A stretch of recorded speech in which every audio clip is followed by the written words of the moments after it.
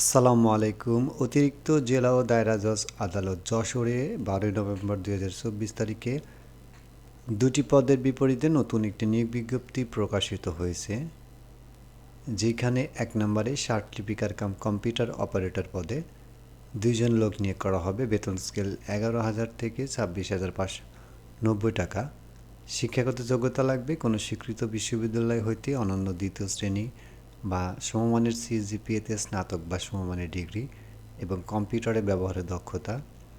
2 নম্বরে থাকছে 60 মুদ্রাক্ষরিক cum computer operator, 10,200 থেকে 24,680 টাকা বেতন স্কেল, পদের সংখ্যা 10টি। এটাতেও শিক্ষাগত যোগ্যতা লাগবে স্বীকৃত বিশ্ববিদ্যালয় হইতে অনন্য দ্বিতীয় শ্রেণী বা সমমানের সিজিপিএতে স্নাতক বা সমমানের ডিগ্রি এবং কম্পিউটার ব্যবহারের দক্ষতা। প্রার্থীর বয়স হতে হবে 1 নভেম্বর 2024 খ্রিস্টাব্দ তারিখে অনধিক 30 বছর, অর্থাৎ 30 বছরের অধিক হলে চলবে না, 30 বছর পর্যন্ত আবেদন চলবে। এসএসসি বা সমমানের পরীক্ষার সনদ অনুযায়ী বয়স নির্ধারিত হবে। আবেদন করার জন্য djcj.teletalk.com/bd এই পোর্টাল ব্যবহার করে নির্ধারিত ফর্মে আবেদন দাখিল করতে হবে। আবেদনপত্র দাখিল করা যাবে 15 নভেম্বর 2024 তারিখ হইতে 30 নভেম্বর 2024 তারিখ পর্যন্ত।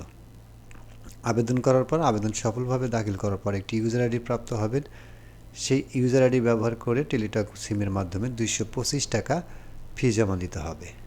ফি প্রদানের জন্য নিম্নবর্ণিত পদক্ষেপ অনুসরণ করা যেতে পারে। ফি প্রদান করা যাবে 3রা ডিসেম্বর 2024 তারিখ পর্যন্ত।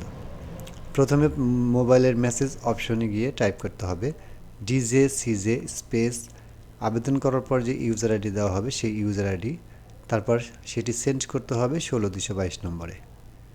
সেন্ড করার পর একটা ফিরতি SMS আসবে, সেখানে একটা পিন নাম্বার এবং পদবি দেওয়া থাকবে। সেই SMS-এর রিপ্লাই গিয়ে টাইপ করতে হবে ডিজেসিজে স্পেস ইয়েস, তারপর 16222 নম্বরে সেন্ড করলে কিন্তু টাকা প্রদান হয়ে যাবে।